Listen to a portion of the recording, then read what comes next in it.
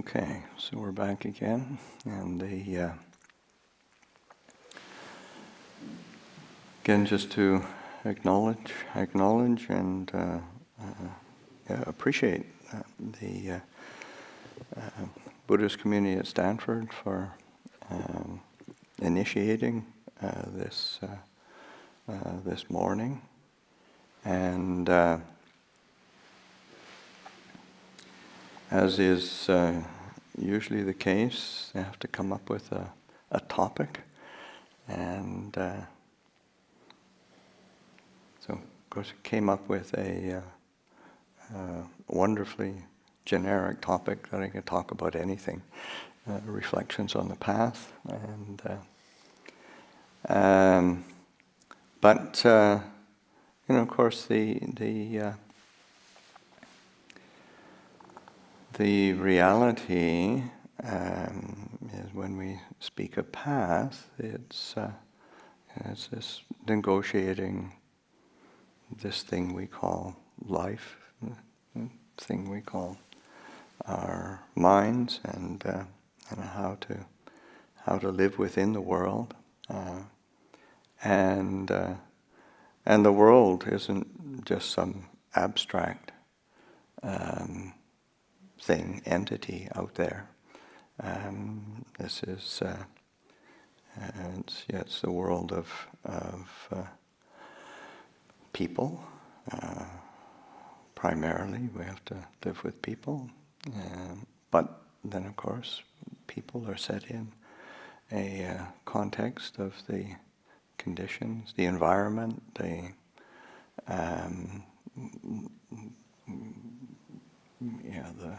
weather, all of the forces of nature, and of course, one of the forces of nature is viruses. Came across a quote a while ago. I mentioned it to the community. I don't think I used it in a talk. Anyway, it was a scientist from some time ago, one of the early people who was studying viruses. And anyway, so it was called a virus, a piece of bad news wrapped in a protein. So it's so that's what we got. We definitely have this virus wreaking havoc, and of course it doesn't really care about human beings. It's doing what a virus does, and it's actually quite successful at what it's doing. And these things go through cycles, in the same way that, say, in a storm of you have rain, and you might have lightning, and for all of the lightning strikes that happen, it doesn't really affect humans all that much, but it's a part of nature, and sometimes it does. So that this is an occasion when the forces of nature are affecting us as human beings and as a society,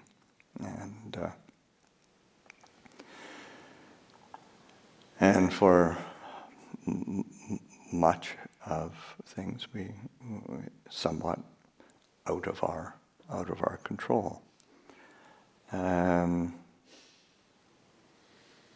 But that being said, what do we have some modicum of control over? And you have a certain level of control over how we react internally, how we react externally, and in particular, this is where, say, the Buddha gave many teachings on the say responsibilities of how we live together, and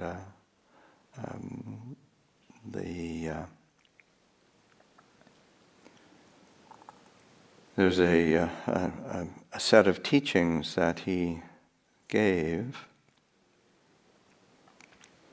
called Saraniya Dhammas, that they're, say, qualities of communal harmony or of amiability, and they are, say, qualities that lead to amiability, to respect, to harmony, to unity, living together in a skillful way.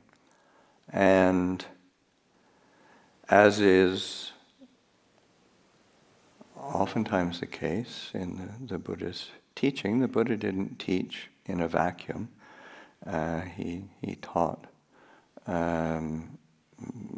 responding to circumstances, and the circumstance at that particular time was the community of monks was not living in harmony. They were not living skillfully. They were, they're arguing. Is it stabbing each other with verbal daggers or something? The idiom. I was really, that was quite graphic in that sense. Okay, yeah. They were, it was not exemplary behavior, and the Buddha gathered them together and why, what's this all about? What's the point of this? What do you think you're going to gain from that? And then gave a teaching on these 6 factors of communal harmony, which, as a sidebar, they just ignored and went on quarreling and squabbling until sometime later. But anyway, these are qualities that are worthy of bringing up, particularly at this time, because we're, one, it's a stressful time, it's a difficult time, and also in contact with Ravi, who is organizing the group, and it's mentioned that the theme, one of the themes that people have been pursuing at the Stanford group lately has been the Brahma Viharas, and this teaching begins with to have actions, bodily actions that are rooted in loving kindness and in metta, and both, and it's kind of salutary, say both, say in front of the person and behind the person, in the sense that one relates to people with acts of loving kindness, whether the other people are there or not, in the same way of actions of speech and actions of mind. These are the first 3 conditions that the Buddha points to, and they lead to amiability, lead to harmony, to unity, to respect, and that sense of loving kindness as a foundation is really important, and in particular. That these are how one acts, it's how one speaks, it's how one thinks and conceives and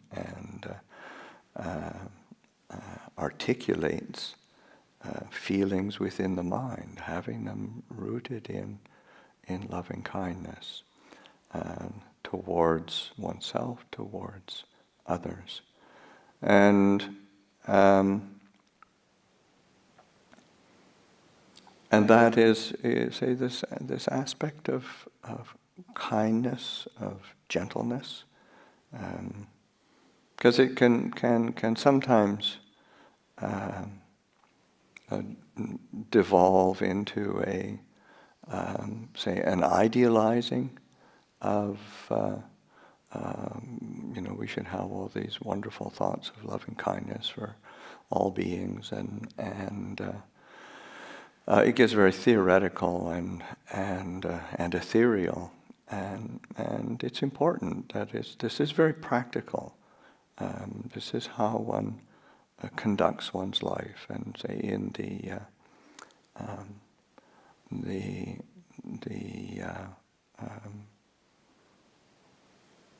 the Buddha's words on loving kindness that we say we chant on a regular basis. It's a discourse that the Buddha gave, and the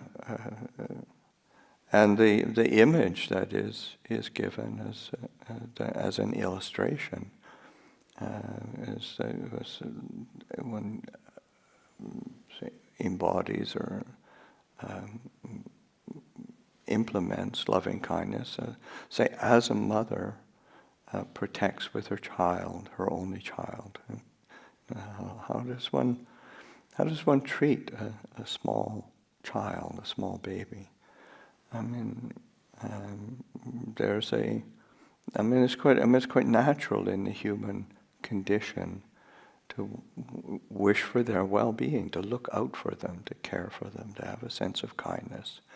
How do you pick up a little baby? That's there's definitely a care that's there. It's not like tossing a sack of rice back and forth. This is a living being, and they're tiny, and they look incredibly vulnerable, and so that one really cares for that. One has gentleness, one has kindness. One really wishes for their well-being. So the illustration is very, very, very apt and appropriate. That's how one engages with each other. And again, a time like this when everybody is kind of stressed, and we ourselves are stressed, and then approaching that with kindness and care, and not approaching it with, say, idealism and views and opinions. Those are not very, they're just not really useful. How the world should be, how we should be, how the society should be. That's as a thought exercise, it just leads to a lot of misery, but that bringing thoughts of and speech and actions that are based in loving kindness. This is how we get through in a way of harmony and unity and amiability. Human life is tough enough already without having to add to it, add to the misery just for the fun of it. See how much more miserable you can make it. It's not really useful. So that sense of this sense of care, of kindness, gentleness. The other aspect, say the fourth quality that the Buddha points to, are a sense of sharing, sense of sharing, sense of generosity, of giving. Of course, the teaching is given to monks, but the principle is is appropriate for anybody. But the way that the Buddha expresses it, that one shares, even if it's the contents of one's alms bowl, like just the food that one has been given, received as a monk, that's been given to us, and being willing to share that. So in the same way, that sense of whatever requisites, whatever things that we have,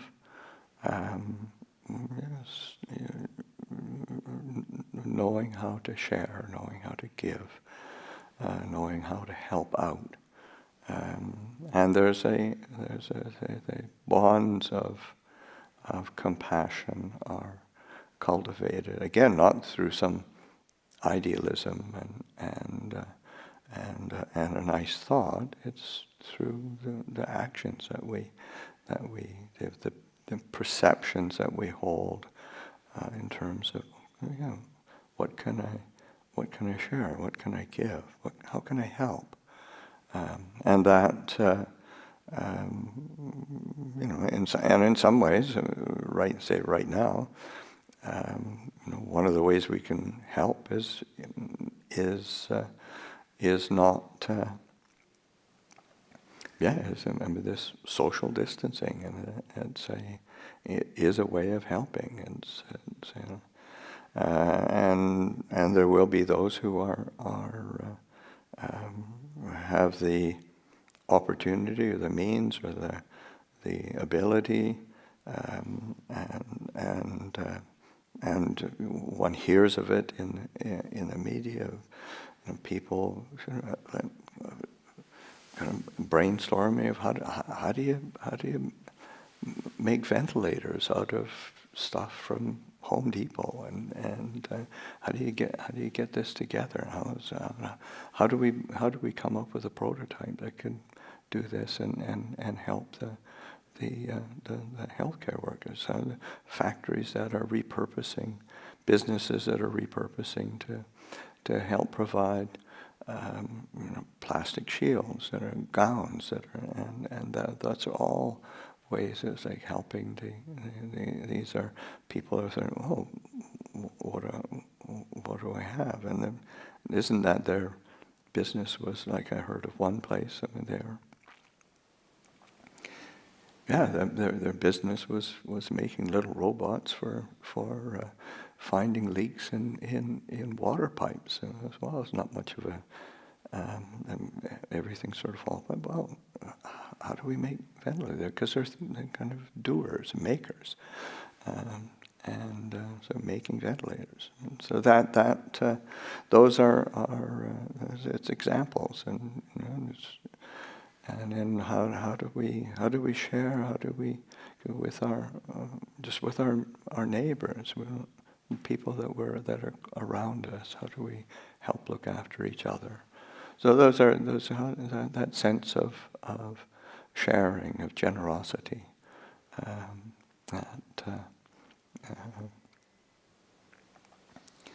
rather than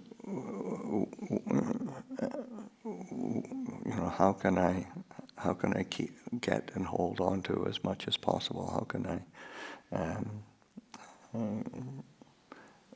manipulate the system for my benefit? I mean, it's not really a helpful perspective in this. It's not a helpful perspective at any time, but at this time, it's particularly not helpful. It doesn't lead to amiability, to harmony, to respect. So these are that quality of generosity, of sharing. Because you end up recognizing that when you share something with others, it's not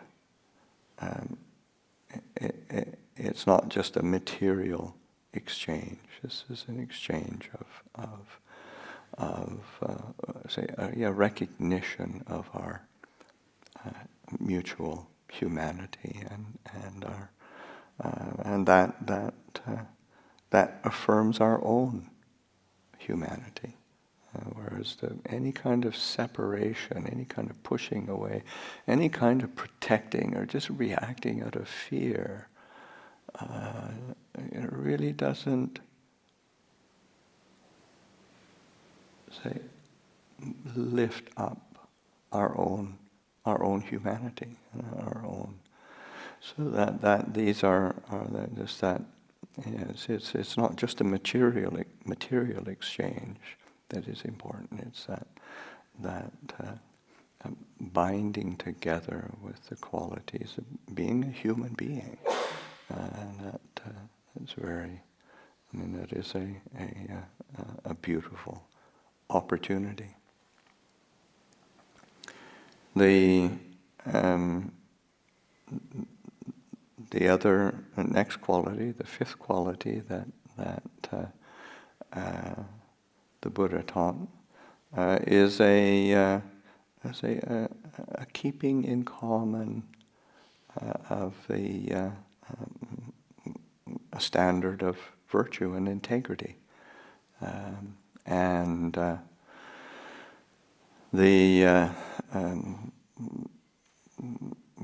the idiom that's used is quite beautiful, and it comes over and over again in the suttas. The keeping of the say a virtue, sila, of that virtue and integrity.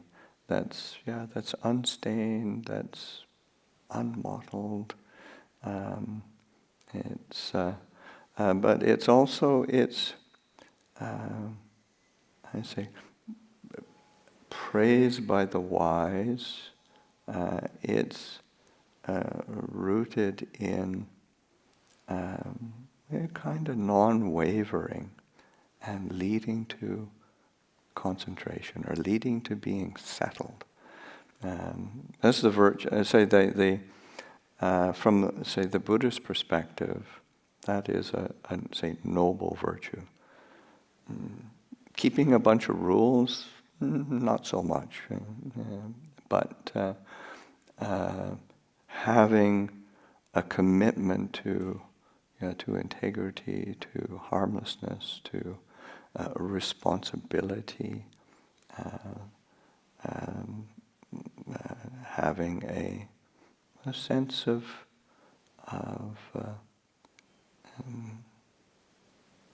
attunement to what is going to lead to feeling good about one's actions, what's going to lead to a sense of remorse, and that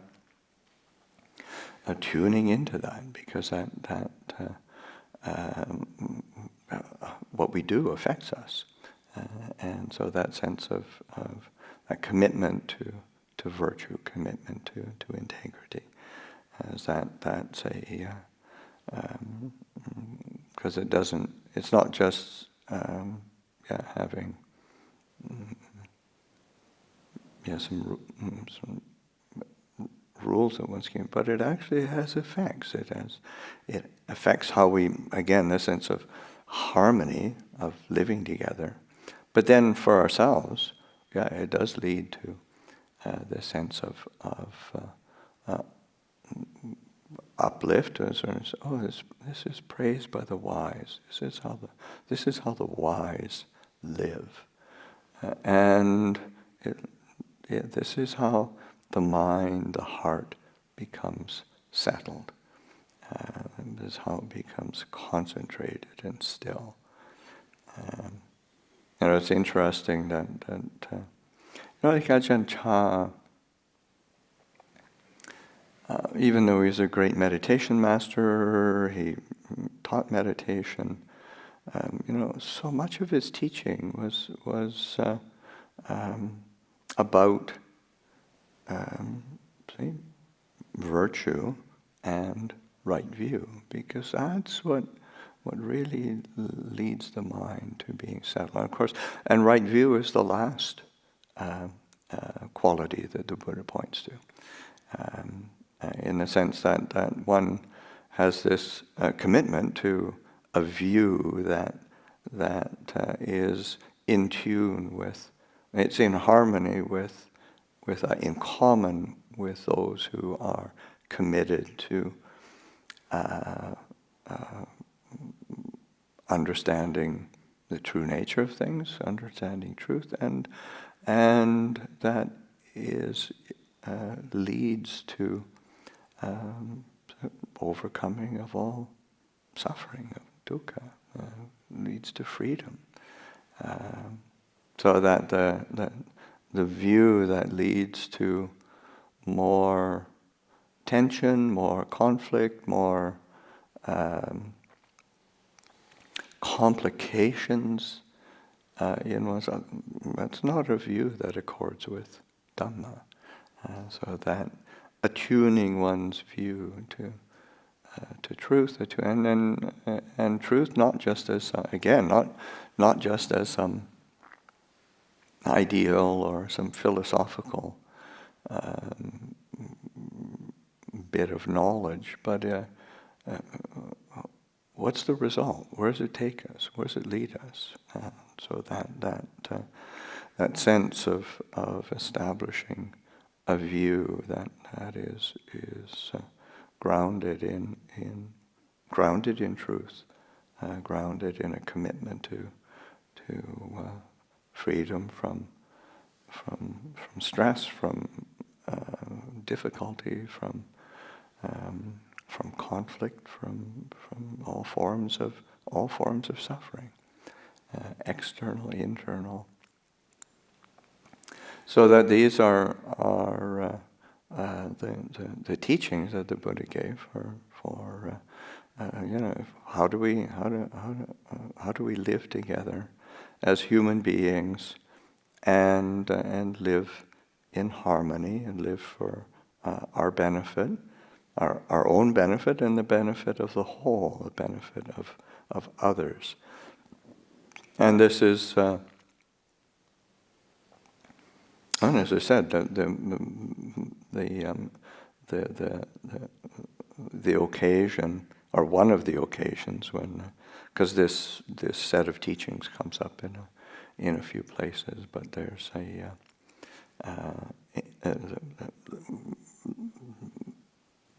the place where it comes up most poignantly is in the middle-length discourses, Majjhima 48, and that's where the Buddha addresses the quarreling monks of Kosambi, and I don't think it mentions it in the sutta. The sutta ends on a kind of a neutral note, but the larger story is in the Vinaya, anyway, the monks disregarded the Buddha, went back listened to the talk and listened to the instruction, nodded their heads and went back to their business of being disharmonious. So that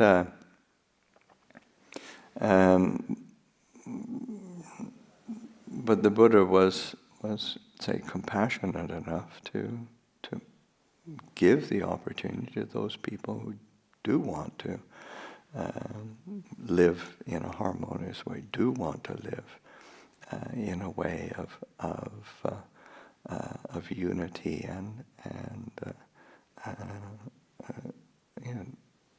treating each other as in a way that one is able to feel this kind of protected, because that's some things are really they're not in our control, not within our ability to tweak so that we can get what we want, and we're definitely in a situation like that right now.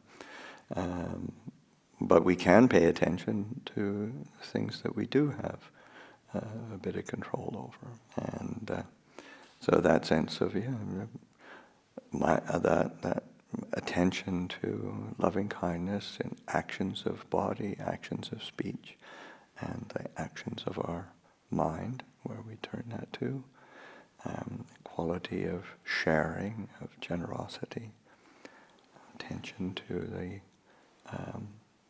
integrity and virtue, and a commitment to establishing a right view of our how we perceive ourselves and the world around us,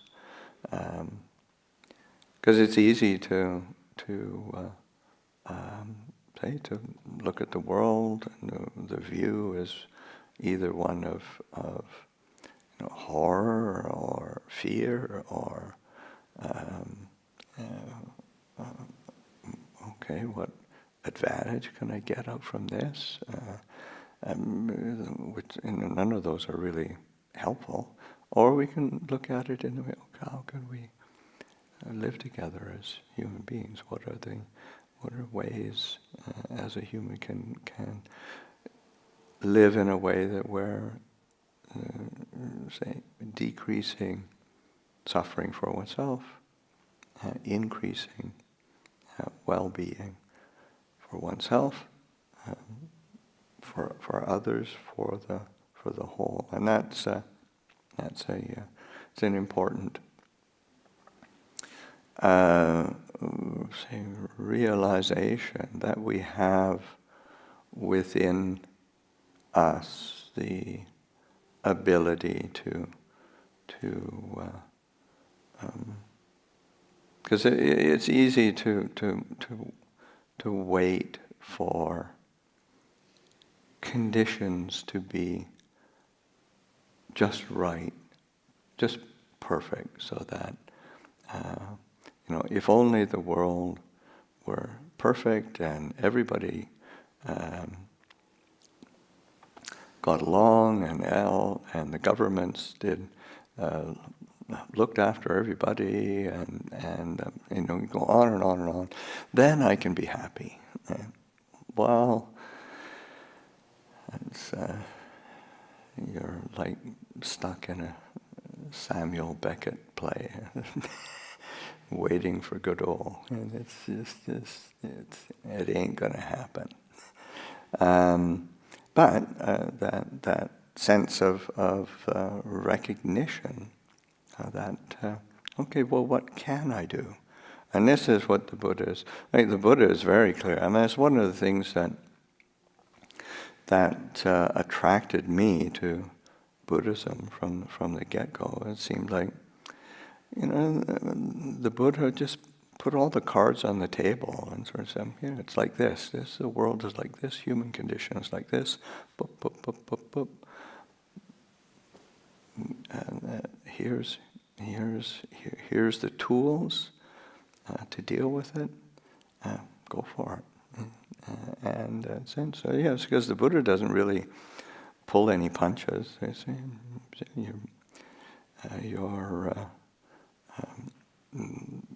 you're born into a condition that fraught with aging, sickness, death, and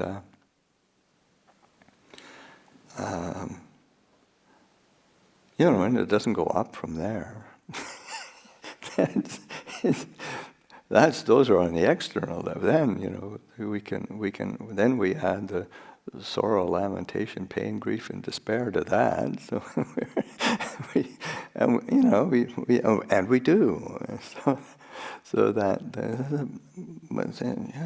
but there are these ways of skillful living. There are these ways of cultivation. There are these ways of understanding where one can weave one's way through these conditions and not be overwhelmed, not be shaken. This is one of the epithets of, say, the Buddha and awakened beings and disciples of the Buddha who have practiced well is this unshakability, this unshaken quality, sense of not being moved, not being shaken, not being disturbed by the reality of the world, whether it's in its beauties or in its sorrows. And it doesn't mean that they don't feel anything. I think this is of course, my closest example was Ajahn Chah, and there's on a certain level the sense of this incredible unshakability, unmoved,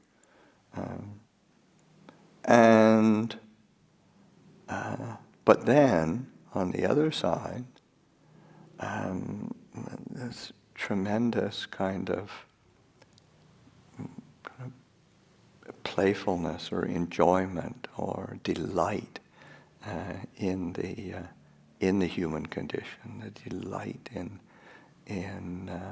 seeing things in their true light, and the delight in helping others. So that as these things exist side by side, because usually, from a worldly perspective, it's sort of if something's going wrong, then one is completely devastated and traumatized by it, and then it's sort of, and there's storylines that just keep supporting that,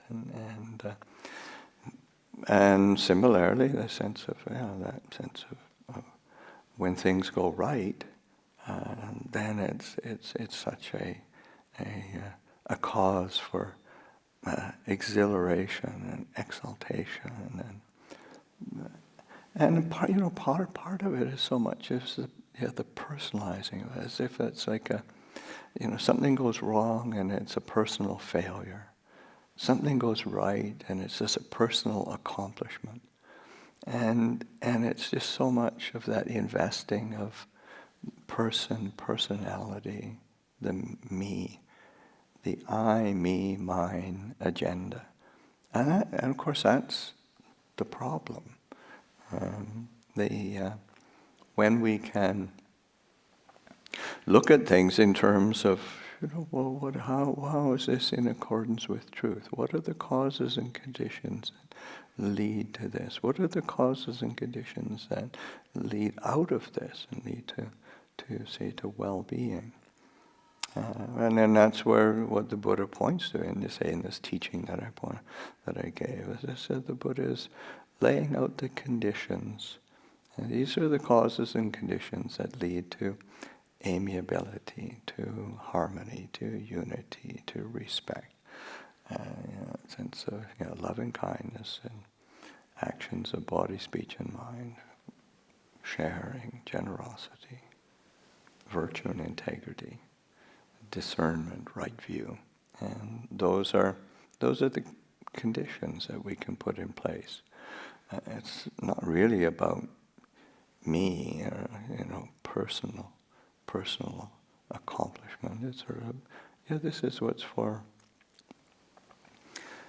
leads out of suffering and difficulty, leads to peace and well-being. And of course, I think that's something that we all want as human beings. So those are some reflections for today. I'll close that, and then we'll open it up for questions. Questions coming in? Not quite yet. Okay, great. The questions, people are available. It is available. However it's happening, it's magically manifesting on a little piece of plastic glass in front over there. good morning, wishes of good morning to you and to everyone, but no questions as of yet.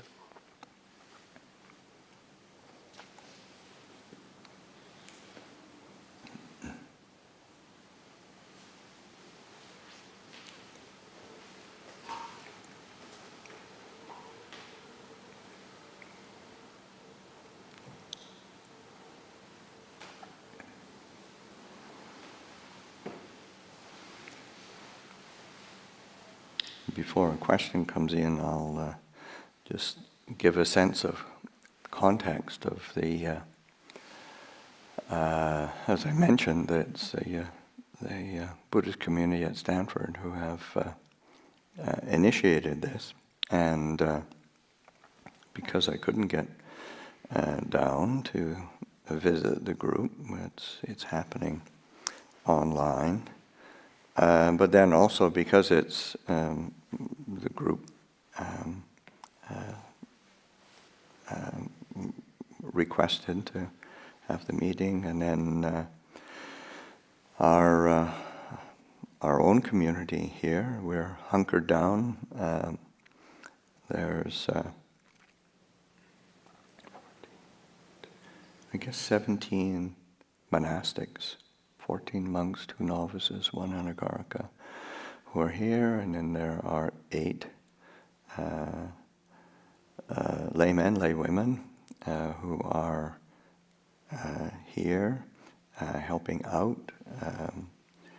They were here for a winter retreat and are sheltering in place, and have stayed on to help out. And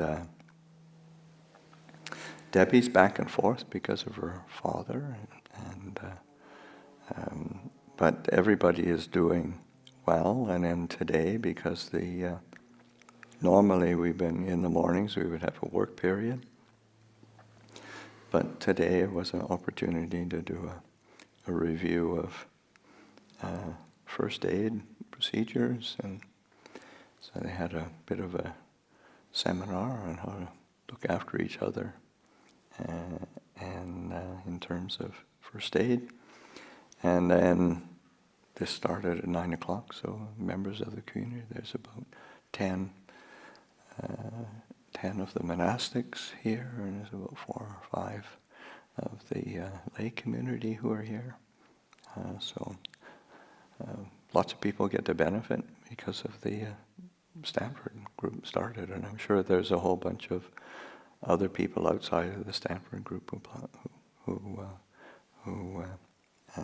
are plugging in also. So yeah, lots of people benefiting from the group's interest.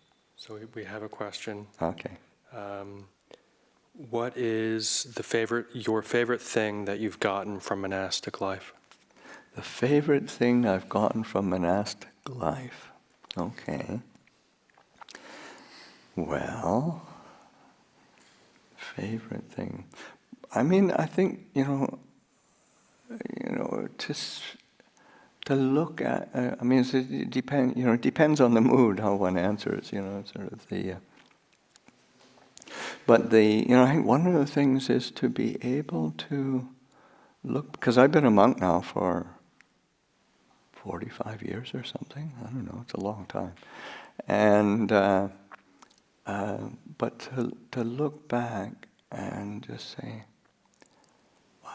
there's no remorse, no regrets, and that's something that's really delightful. And of course, there's various things that in terms of what I've done and what I've experienced as a monk, the things that I have seen, the people I've had the opportunity to come in contact with, and those are all extraordinary within the human experience. To be able to to be involved in a lot of truly good things with good people, that is something that's it, really special. But to look back and say, yeah, there's no regret, no remorse, no sense of, oh, I wish I'd have done something else. And that's just not there. So that's probably in terms of a favorite thing.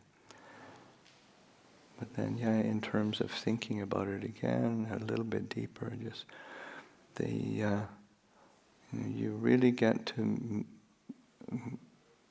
see the best of the human condition as a monastic, and that's a real treat. What advice do you have for students or graduates hoping to progress on the noble path towards Nibbana while a student and while in the workplace? Well, I think one of the things is to just the teaching today is probably a good reflection in terms of as one is a student, and one has to be putting forth a lot of effort, and also that sense of, I got to make progress, I got to succeed, I've got to. Those are,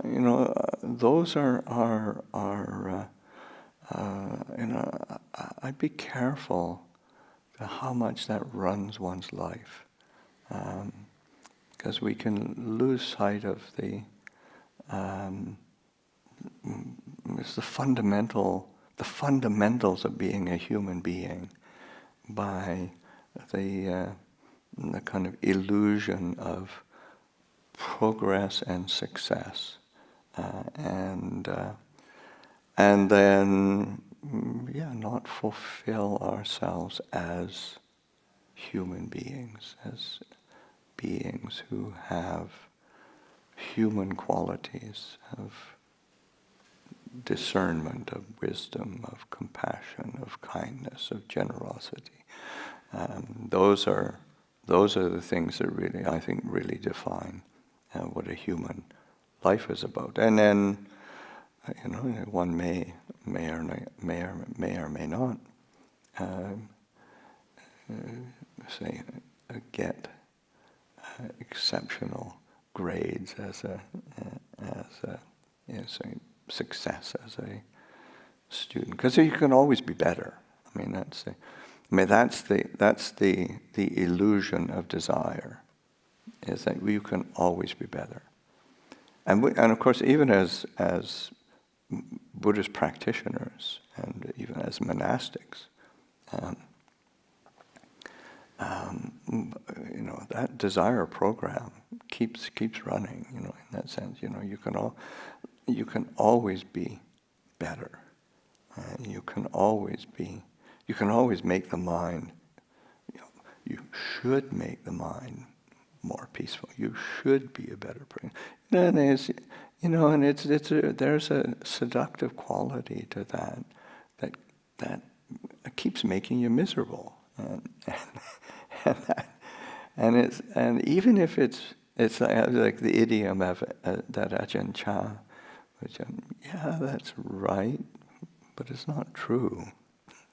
Whereas it's true, it's not right, in that sense of always having to be better, having to achieve, having to progress, and I'd call into question that agenda and say, well, where is it coming from, and what do I really want to nurture that's going to lead to well-being? I think the teaching today is actually really a good set of teachings for prioritizing what do we bring into our life, either as students,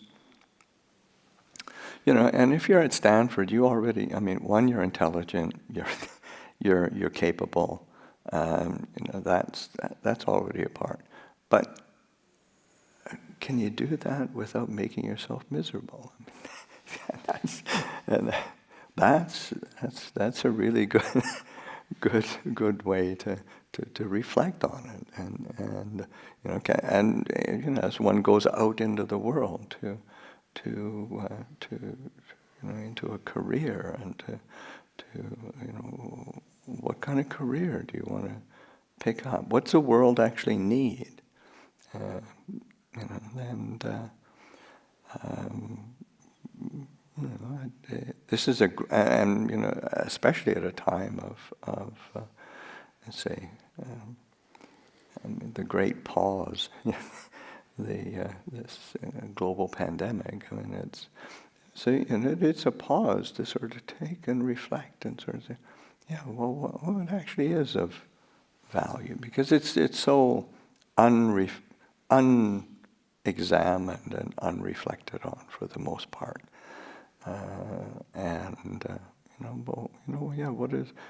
What do I actually need? What makes me satisfied, fulfilled? What is it that is actually a benefit to the world? What's the world need? And we don't need more stuff. I mean, we really don't need more stuff. and what ways do we live that's actually that's sustainable, both in terms of, say, ecologically on the planet level, what's sustainable emotionally? Because that's one of the great problems of modern society is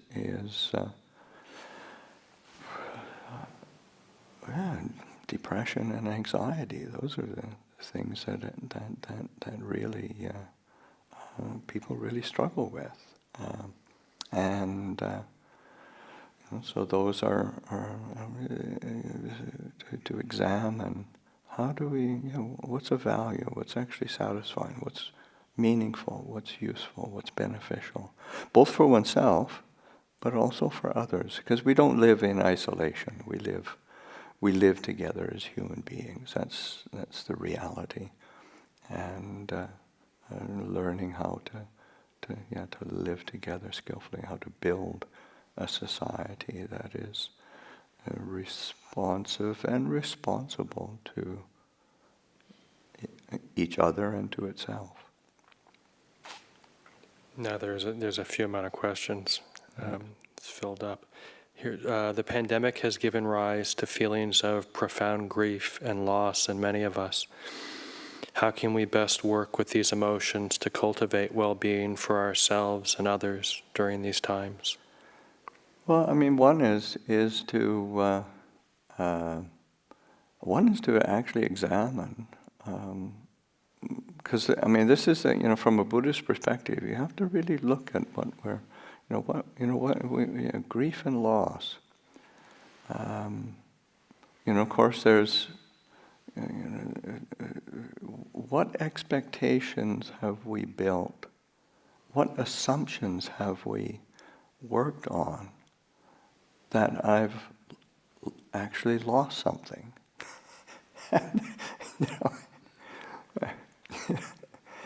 I remember one time.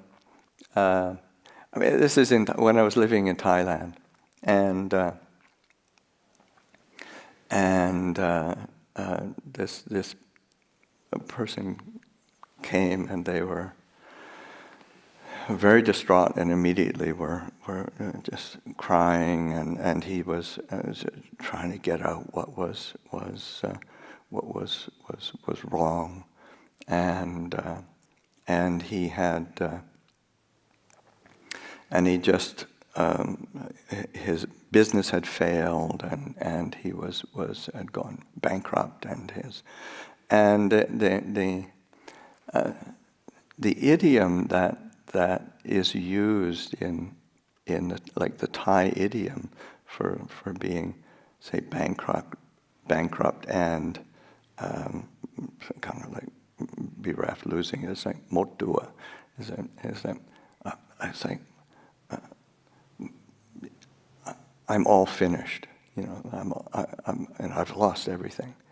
And I said, what do you mean you've lost everything? you've still got your two arms. Some people have accidents; they lose their arms. You've still got your two legs. You've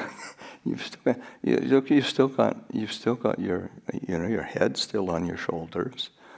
You've got everything you had before you started a business. And you're getting tangled up in the perception of loss, and you built an identity of what.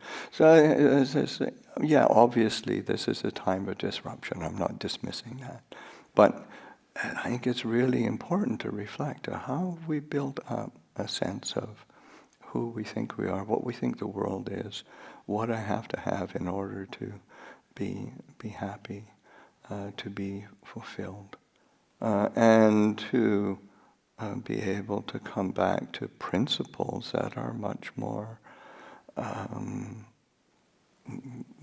stable, much more secure, much more real even. And it's like, I remember also one time, this was 1997 when particularly in Asia, he got affected, the West, but to a lesser degree. It was an economic collapse, and it really affected Asia and Thailand in particular. And I was actually in Thailand at that time for a visit, and the economy was unraveling, and people were talking to this person who I know. He had come there to pay respects, and he was very interested in Dhamma, but he was an economist and was actually the former head of the Economic and Social Development Board that set economic policy for Thailand. And people were of course, everybody's worried, and so they started talking to him about economy and would the economy collapse and what would happen, and then also pointing to and he said, "Oh yeah, it's going to collapse." It was just very clear, and he said, "Well, why is it? It's like America. If we don't have as much debt, America seems to be holding its own right now and staying." And he said, "Well, you have to realize that money is not. It's not about debt. It's not about money. It's about perception. It's about how it's perceived. It's not." And so that it was really interesting. It's like a whole, even on a global economy. It's not. Yes, obviously there's some very real things, but it's also in terms of, if you believe in something, it helps to prop it up. So it's like and this has been going on for some. People believe America's economy will keep going, so it does keep going. And we'll see how long it'll. At some point and this is a time when I think it'll definitely be shaken. But yeah, these are some things that are what we invest in as perceptions of ourselves, of the world, and how things function is really worthy of reviewing, especially in terms of say, as having a Buddhist practice. The Buddha's given us the tools to what is it that's actually going to provide some sense of say, unshakability. Where does our unshakability come from? Where does our stability come from? Apart from social distancing, what are other ways that we could behave compassionately during this time when there's so much physical distance between us? Well, I think one of the ways is starting to think creatively in ways that we can be generous. We can be sharing what we have and looking towards, and especially nowadays with say information online. How who can we be connecting with? How can we be connecting with certain causes or movements or people that are trying to do something good, something beneficial? How can we support that? And I think that's really important, because that I think one of the things where, in terms of grief and loss, is oftentimes there's a grief and loss in terms of agency, and so to be proactive in thinking, well, what are ways that we can be, what can we be supporting, what can we be helping, what can we be, what can I be sharing, some kind, either some skill or some resources that one has in order to help others. Because there's lots of people who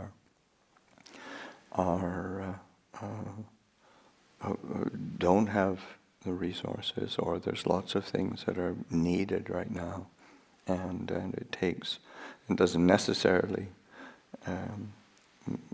mean a physical presence, but there's one can be helping out in different ways. Different skills that one has can be shared. In your guiding meditation, you mentioned noticing this is bearable. I wonder if you can speak to when it's skillful to bear with, and when it's skillful to put effort towards change, whether in action or in the mind.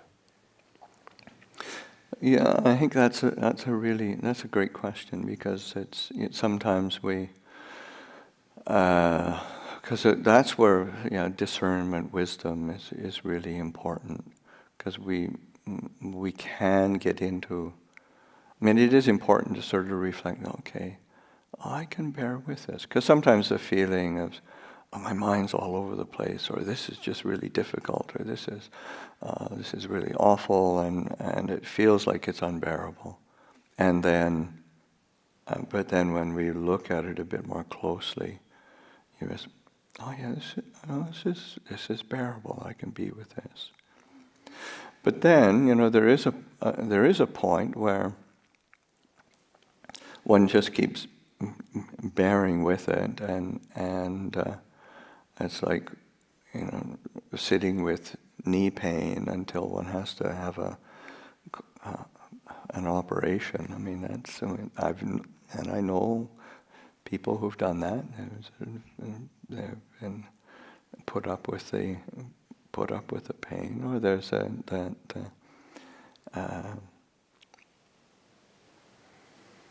example I've used a long time of the horse in Animal Farm, who pigs take over, and the horse is they just find more work for him, and his mantra is, I will work harder, I will work harder, I will work harder. So I'll bear with this, and then he dies.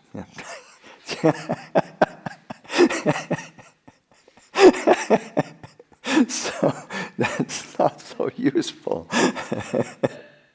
There's a level of discernment of saying, what is? Because I think that's one of the things that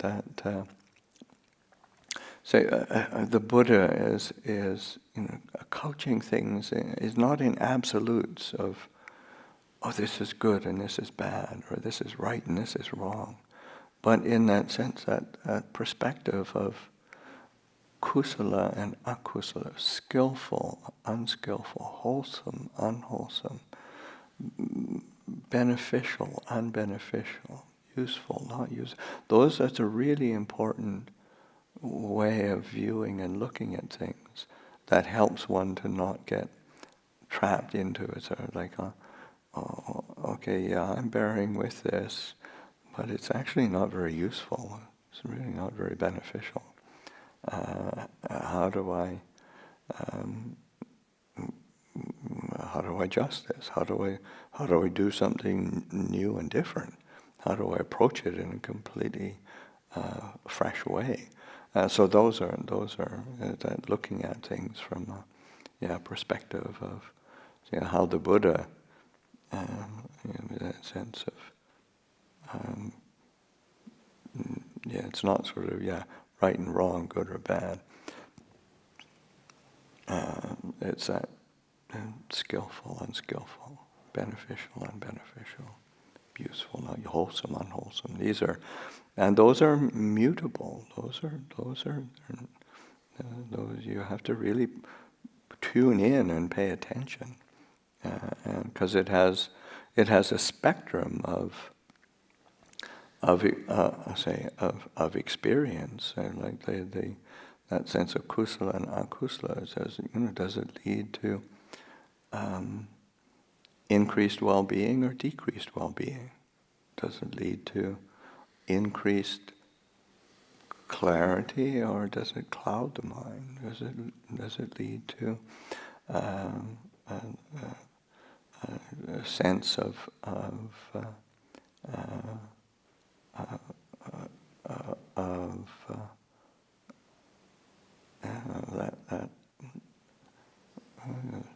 sense of stability or sense of instability?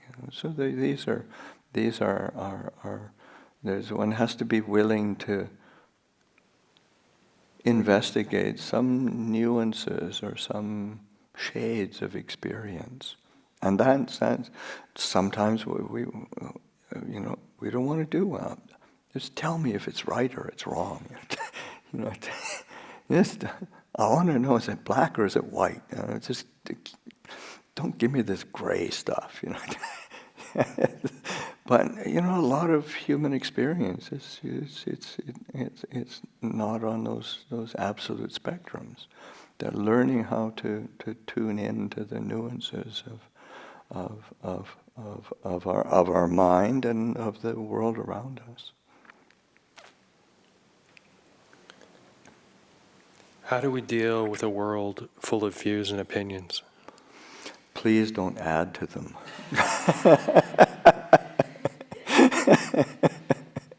I mean, that's and don't think because you don't have a view, or you're not sort of out there expressing your views and opinions, that somehow you're a failure or you're stupid. I mean the world is it's got enough people willing to express their views and opinions.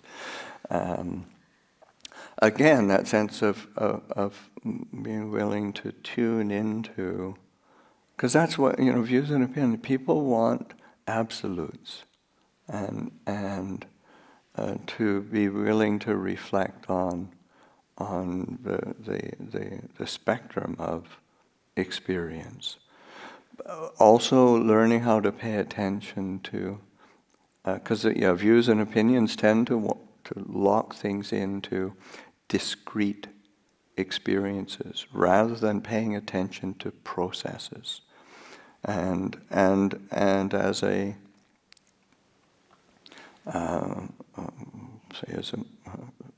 if we're going to follow the Buddha's advice and live according to his principles, we have to be willing to pay attention to the processes, pay attention to the nuances, pay attention to the spectrums of experience. And sometimes, it's not absolutely clear. And you just have to be comfortable with that not knowing sometimes. I don't know yet. And having a fixed view or a strong view doesn't actually make the knowing any clearer. To me, it just clouds it even more. So that sense of, there's a sense of honesty of saying, oh no, I don't know yet. There's a teaching that Ajahn Chah used to quote and praise, and it's It's a story of the Buddha giving a teaching, and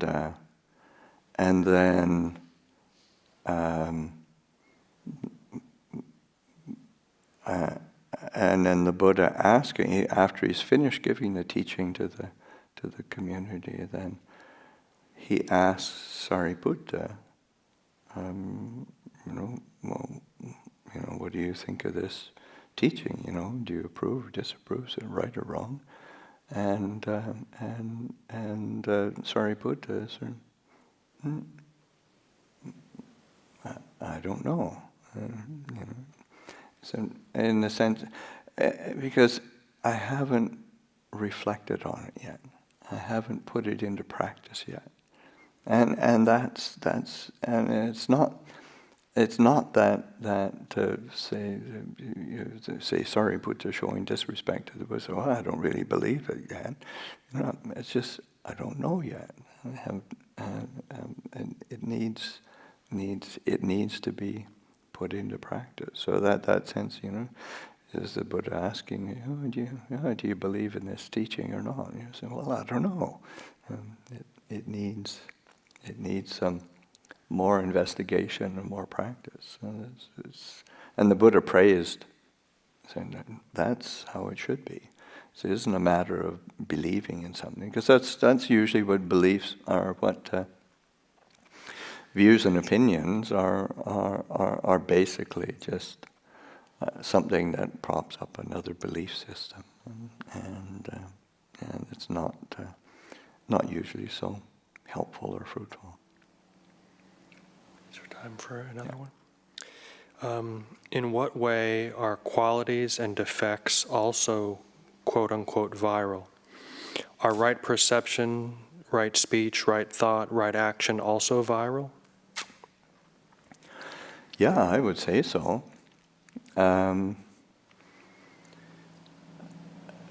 think what comes to mind, of course, is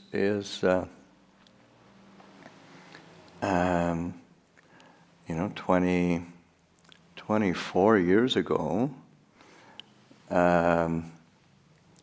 there was nothing here. There was no monastery, no monks, no community. Well, the community was a bit scattered in the Bay Area. There's a few people, and but then the Ajahn Amaro showed up. Then I showed up, and slowly it's gone viral.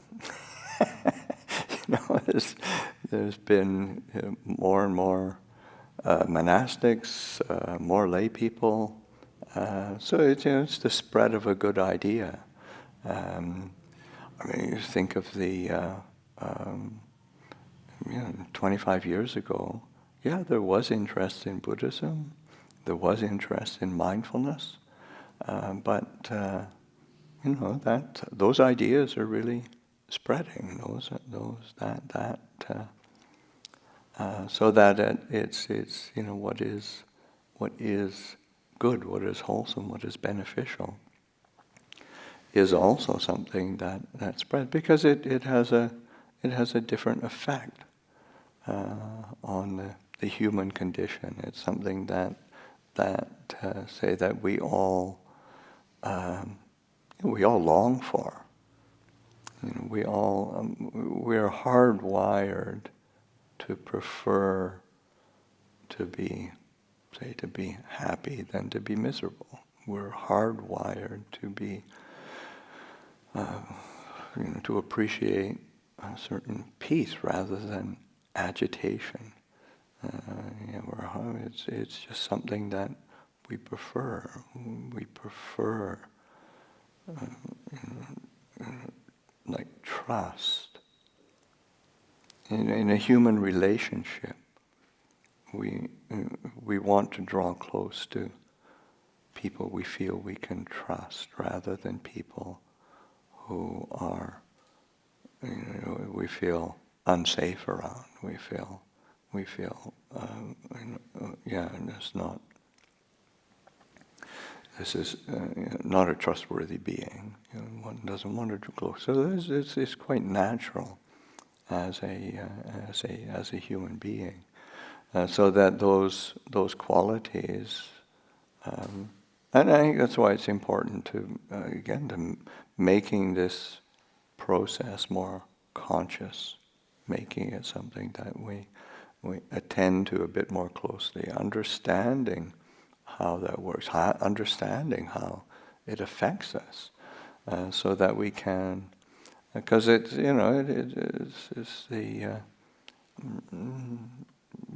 one of the banes of the human condition is that we know what's right or what's true. So, but just one more thing. I just got to do this, and we get distracted, and so that being able to look after that caring for a sense of focus and attention, awareness, so that we can maintain our commitment to cultivation, to development. Then it's something that is a benefit to ourselves. It's a benefit to others. It affects others.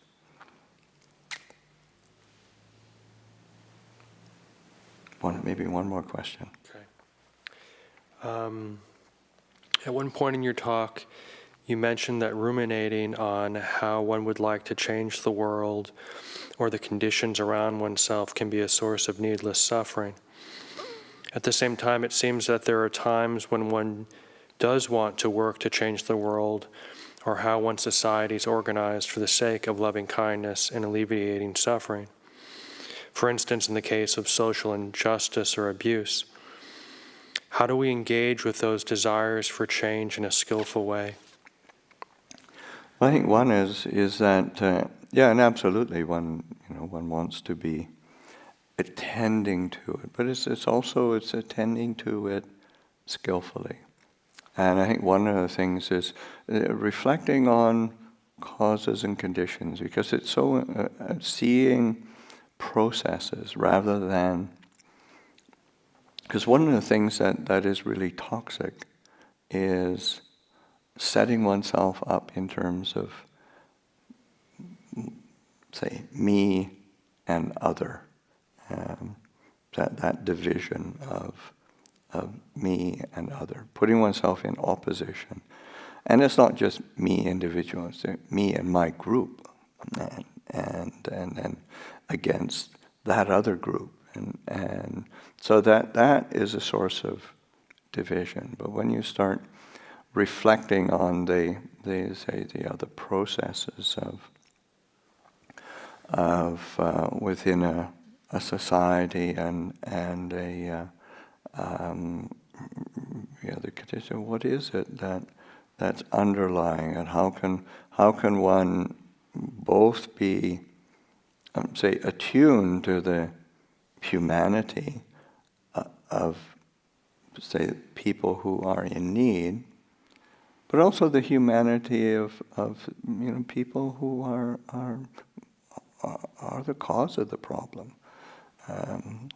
It doesn't. It's how do we get through that? It doesn't mean that one doesn't understand or pay attention to it, or one sort of one dismisses it. But it's more like, because there's so much kind of righteous indignation, so much, and people feel that you should be sort of nourished by anger and indignation, and it really doesn't. If one's going to commit oneself to change, one has to get used to looking at things from a big perspective, and a perspective of how do we include rather than exclude? Because the reality is, as human beings,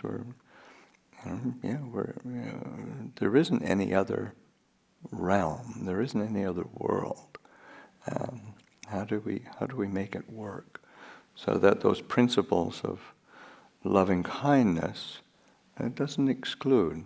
It doesn't mean one excuses or one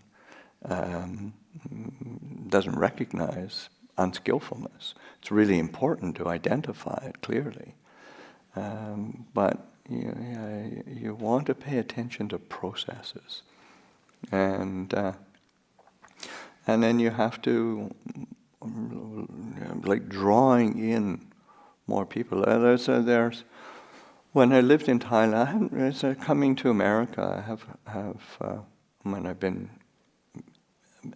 it's a different society, different opportunity, different responsibilities. When I haven't been engaged directly with the sort of social movement so much. In Thailand, I had much more contact and projects that were very much in terms of social engagement. And one of the things that I learned was that you want to approach a particular problem with as open a mind as possible, and then see who it is might be willing to help, might be able to help, and sometimes it's really surprising. I mean, I did a lot of say environmental work, but then it's also, if you're going to do environmental work, you need to do social development because you can't separate the two. And so then finding projects for people's livelihoods or bettering their quality of life. And sometimes I was working with the military. Never thought I'd work with the military. Work with some of the politicians. But and if you put people into categories and don't recognize them as other human beings, then you end up separating and still end up in the causes of division. But there are and the NGO that I set up years ago, it's still functioning. It's still committed, and because it's been around for a long time now, it does a lot of work in teaching and training other NGOs how to work, supporting other NGOs. So I think that sense of just not being too idealistic, not separating, not dividing, and looking for people opportunities that will able to work together for this certain principle of and according to these causes and conditions, and that can change. And so it's being willing to be fluid. So is 10:59. It's the end of our session. Our meal time is coming up at 11 o'clock. I'd just like to thank the Buddhist community at Stanford for helping to organize this and to set it up, and I hope it's been useful and beneficial. And maybe we can just, as a close and as a blessing, we could have our community chant the Buddha's words on loving kindness as a way to wrap it up, and to with the my own and the community here at Abhayagiri, we extend our warm wishes and hopes that people keep keep safe, keep healthy, and look after each other.